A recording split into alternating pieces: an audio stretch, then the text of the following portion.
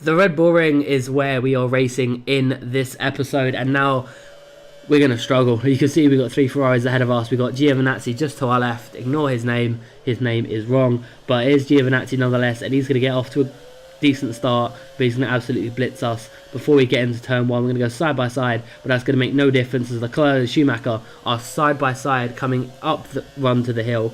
Giovinazzi is going to fly past us, but Leclerc and Giovinazzi are going to go at it, and we've got Kobayashi actually going past us, but Leclerc goes really wide to the left to try and get better traction. We're going to push Kobayashi wide. I'm actually going to have Antonio Fuoco actually come and have a look at us as well, but Leclerc and Schumacher are still side by side up the road. They are absolutely flying at this point, and they're going to go side by side all the way around into the middle sector, and unfortunately I didn't actually record them going side by side, which kind of sucks a little bit. But you can see we're on we're still chasing Fuoco, but we're actually going to dive him so aggressively. We're actually going to take that position straight off of him, cut the curb a little bit, but it was either that or go straight into the back of him, so I chose the latter option. But we're going to have a look now. We've got Mick Schumacher, who is still chasing down Charles Leclerc, and he's going to have a great run on him up the hill, and he's going to hopefully make a move into the hairpin section. He's going to pull to the right hand side. Leclerc loves going around the outside at this part of the track. They are going to go side by side, and Leclerc might get good traction, but I think Schumacher maybe have the edge at here. You've got Giovinazzi in the background just watching, trying to pick up any pieces, but Schumacher is ahead at this point in time. Leclerc pulls behind him, and I think that is job done for Schumacher as he does lock up his tyre, but nonetheless Schumacher just absolutely blitzed Leclerc, and this is probably the first time in this championship we've seen Schumacher actually go for it and do a fantastic job. We've got the 2 McLaren MP4 23s. We've got Sam Bird against one Pablo Montoya. They're going to go side by side down the back straight. We're going to see who can get off to the better braking zoning, and it's going to look like Montoya has the inside line. Sam Bird might make it around the outside, and in fact it looks like he's going to, but it depends who's going to yield coming into the braking zone, and it looks like it is Montoya who's going to end up losing his position to Sam Bird. So fantastic drive and overtake from Sam Bird. We're coming on to lap 4, we set a purple lap. We are catching them, and we're definitely catching Giovinazzi, but I don't think it's going to be quick enough, because down this straight and the back straight, they're just way too fast for us. But we've got a McLaren and a Ferrari. That is Juan Montoya and Pedro De La Rosa who are battling, and we've got another F2007, and if I'm not mistaken, I believe that F2007 is Esteban Gutierrez. So Esteban Gutierrez is making a move on Juan Pablo Montoya, so Montoya must have an issue if he's lost 2 positions, 2 Ferraris down the back straight, and there's not that much difference between them 2 cars. But Mick Schumacher is still ahead of his teammate Charles Leclerc, so Leclerc not going to take his second win, but Mick Schumacher though is going to take his first win of the championship, first win in this car. So Mick Schumacher does cross the line to get a good 10 points on the board. He needs to catch up. He's a little bit far behind the rest of us. We're going to come across the line in P4, just behind Giovinazzi, so not too bad. Solid little drive from us. Probably not where we wanted to be. We wanted to be on the podium, but we didn't lose any positions. We didn't gain any positions from where we started. But hands off to Mick Schumacher, getting his first win of the season. Fair play to him.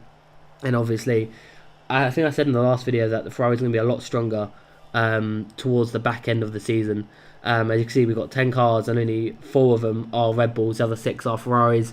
2 of them are F2002s. So it's round about the same, but Sean Galea not helping us out whatsoever in terms of positions. But we're at my home Grand Prix, the British Grand Prix. It is raining as ever in England. We are sat in P5. We've got Gasly just ahead of us. We've got Mick Schumacher, and we've got Giovinazzi, who is just going to overtake, but Leclerc stuck it on pole. There goes Alex Lynn. Alex Lynn just flew past Antonio Giovinazzi, and we're hopefully going to do the same to Mick Schumacher, because we're really competitive in the wet. As we showed in the last video, around Monaco and Canada, we absolutely smashed it in the wet. We got Gasly, who is holding on to the back of Charles Leclerc. We are going to try and do our best to hold on to the back of Pierre Gasly, but here is his start, and he did really well to get ahead of Mick Schumacher. Now, Mick Schumacher initially got a better start, but he just really bogged down really badly. So Mick Schumacher was compromised. We took full advantage, and yeah, Gasly's just going to catch up to the back of Charles Leclerc, but here it is a little bit further on. That is our teammate Alex Lynn, who's going to be swallowed up by the German driver.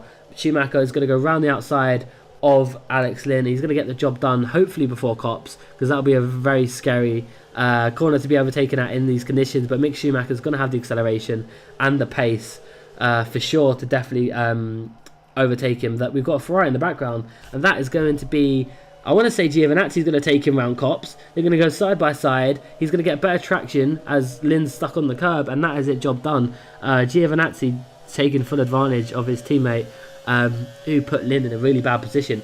But we've got Gasly just ahead of us. We've got Gasly's falling us behind. We're stuck behind Gasly, so we're going to dive to the inside, let us through. Thank you very much, Pierre. And now we're going to try and see if we can chase off the Leclerc in these conditions. We are really, really fast, but it looks like Leclerc is on it. In terms of how quick he is so far this race.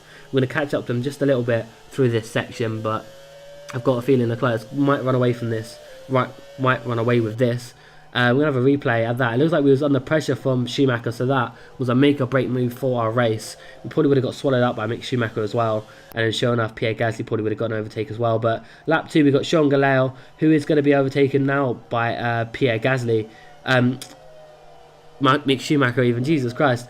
So Sean Galeo actually got up there at some point, so he's not doing too bad of a job, but we're going to continue on and just do what we can. We can see Charles Leclerc is just setting fastest laps. We are nowhere near him.